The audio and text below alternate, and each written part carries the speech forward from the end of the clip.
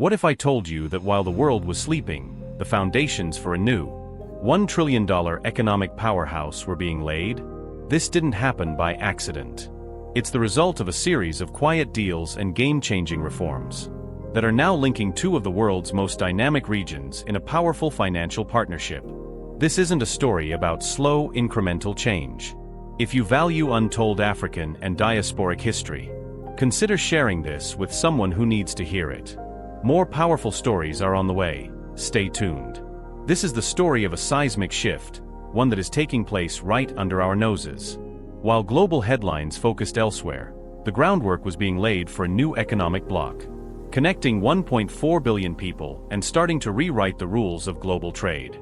In this video, we are revealing how they're pulling it off, what it means for the world, and how Africa and the Caribbean, against all odds, are forging a shared, prosperous destiny. Section 1. The problem: a divided family.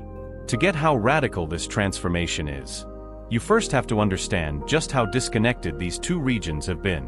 For centuries, the relationship between Africa and the Caribbean was defined by a shared, tragic history. But that historical bond never translated into an economic one. In fact, it was the opposite.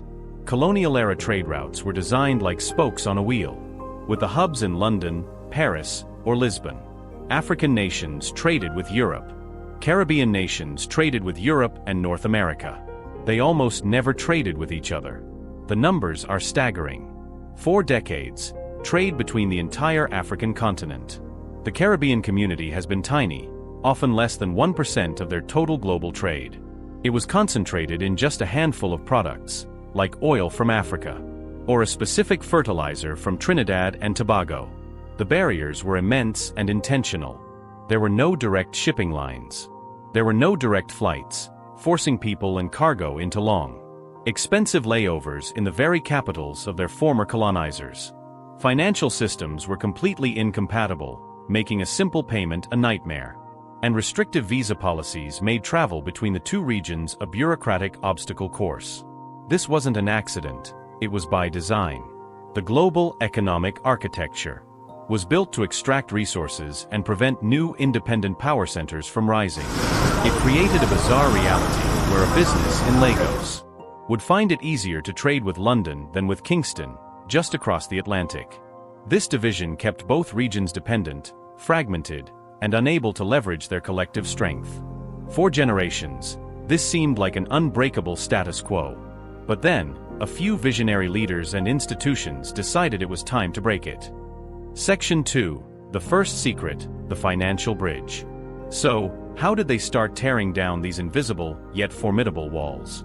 It started not with a treaty, but with the most crucial element of all: the financial plumbing. This is the first secret to their ambitious partnership. For decades, if a business in Jamaica wanted to buy goods from Ghana, the payment would likely travel from the Jamaican dollar to the US dollar, get processed by a bank in New York, then be converted again into the Ghanaian cedi. The process was slow, expensive, and kept both regions dependent on outside currencies and financial systems. Enter the African Export-Import Bank, or Afreximbank. This institution is one of the main characters in our story. Seeing this systemic problem, Afreximbank began a quiet but revolutionary expansion. It made a bold decision to formally recognize the Caribbean diaspora as the sixth region of the African Union. This wasn't just symbolic, it was a strategic move backed by billions. The bank opened its first office outside of Africa in Barbados, and began extending massive credit lines to Caribbean nations. First $1.5 billion, then another $1.5 billion, for a total of $3 billion in potential financing for CARICOM members. But the real game changer is the Pan-African Payment and Settlement System, or PAPSS. Developed by Afreximbank, PAPSS is a continent-wide digital payment infrastructure that lets African countries trade with each other using their own local currencies. And now, this revolutionary system is being extended to the Caribbean. In late 2023, the central banks in the Caribbean gave PAPSS a historic endorsement, adopting it as their preferred model. By early 2025, a successful pilot of the new Caribbean system, designed to link seamlessly with PAPSS, had already been completed, paving the way for a full rollout. This is the secret financial bridge. By building their own payment rails, Africa and the Caribbean are taking a monumental step towards decoupling their economic fates from outside powers. Section 3. The second secret, the political handshake. Financial plumbing is useless without a political blueprint. And this is where the second secret comes in. A series of high-stakes political handshakes across the Atlantic.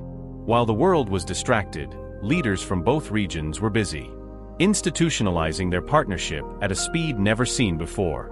This new era was kicked off by the historic first-ever CARICOM Africa Summit in September 2021, hosted virtually by Kenya. For the first time, leaders from both regions met, with the explicit goal of creating a formal framework for cooperation. They committed to holding the summit regularly and even proposed designating September 7th as Africa CARICOM Day. This wasn't just talk, it was the formal birth of a strategic alliance. This was followed by the creation of the Afri-Caribbean Trade and Investment Forum, or ACTIF. These forums, held in places like Barbados and Guyana, have become the premier platform for turning political will into concrete deals. In October 2023, the African Union and CARICOM signed a formal memorandum of understanding to boost investment and collaboration. This effectively plugs the Caribbean into the orbit of the African Continental Free Trade Area, AFCFTA, a project aiming to create a single market of 1.4 billion people. By uniting, they aren't just building a partnership, they are creating a new global bloc with the scale to compete with anyone. But where do you think the biggest opportunity lies?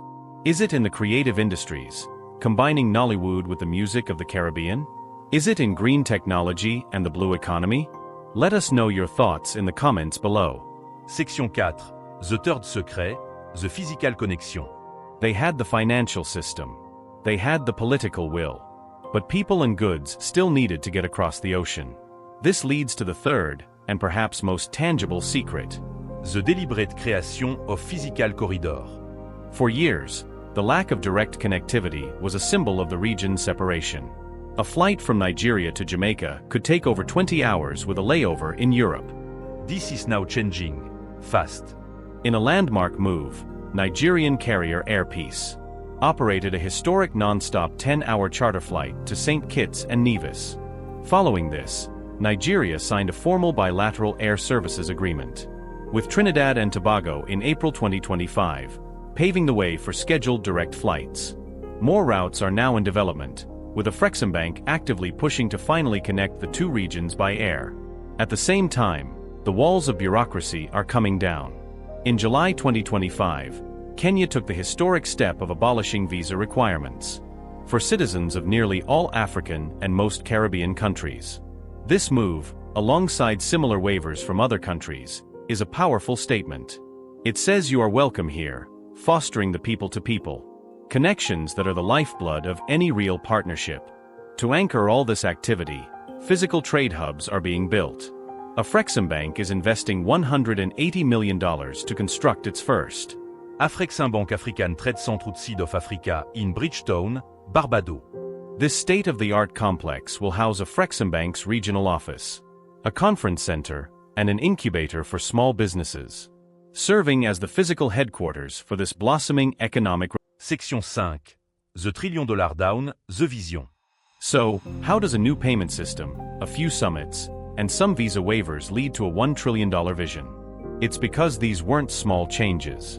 They were the keys that unlocked a treasure chest of shared potential that had been sealed shut for generations. Let's look at the numbers. The International Trade Center projects that with these new mechanisms in place, annual trade between Africa and the Caribbean could hit $1.8 billion by 2028, and that's just the starting point. This initial trade will be in key sectors like agri-foods, healthcare, and manufactured goods. But the real value is in the strategic industries of the future. Both regions are rich in renewable energy resources. If you find this video helpful, don't forget to like, share, and subscribe for more content. Let's continue. The Caribbean has ambitious green energy targets that will require billions in investment. And Africa has the potential to become a global hub for green hydrogen and solar power. Think about the creative industries. Imagine collaboration between Nigeria and Nollywood. One of the largest film industries in the world, and the iconic music and cultural festivals of the Caribbean. This synergy represents a multi-billion-dollar cultural export opportunity.